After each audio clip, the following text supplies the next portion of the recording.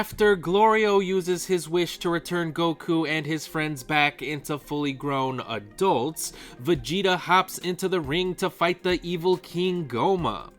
Yeah, spoiler warning for anyone who's not caught up with Dragon Ball Daima just yet, but Glorio finally decides to betray Dr. Arinsu, allowing the adult Z Warriors to enter back into the story. So even though we've been watching this battle with Goma unfold over the past few weeks already, I have to admit that this is my favorite episode about the fight, because it was nice to welcome back these versions of the characters, especially since they were able to partake in the climactic showdown.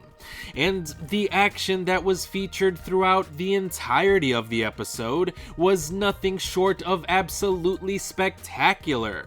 I mean, Vegeta immediately powers up to a Super Saiyan 3, and it was awesome getting to watch him batter around Goma, even if it was just for a little while.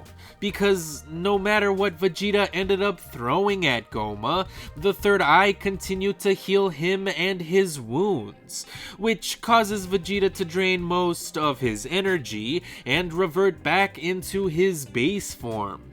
And I'm sure that's exactly why Vegeta never uses the transformation later on in the timeline.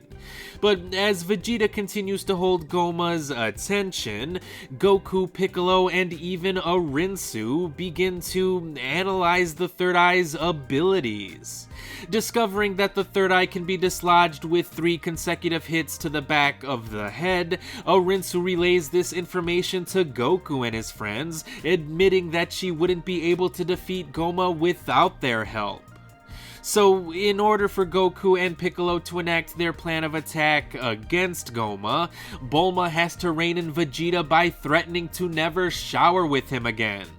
And while I'm sure that must have been an unbelievably embarrassing moment for a prideful guy like Vegeta, I have to admit that the scene was pretty funny, especially since it showed that Vegeta is also but a man.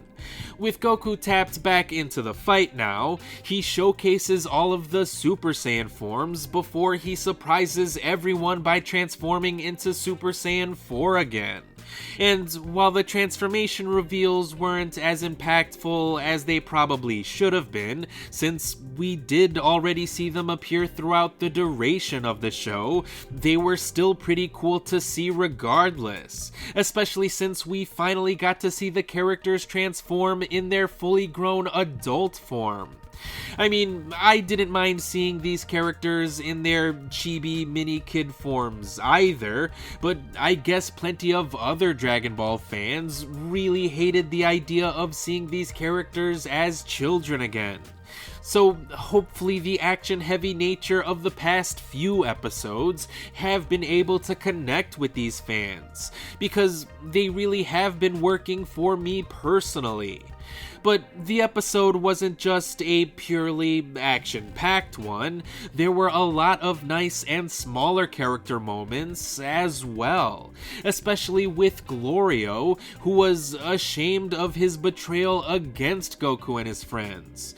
But Pansy, Goku, and the rest of the gang welcome him back with open arms in what was a genuinely sweet and surprisingly emotional moment. And while it is sad to know that the series will be coming to an end already, I have to admit that I'm looking forward to seeing how this story will wrap up, especially since there are several loose threads that the series has yet to address. So I'm definitely looking forward to seeing the last exciting episode of Dragon Ball Daima once it gets released on Friday.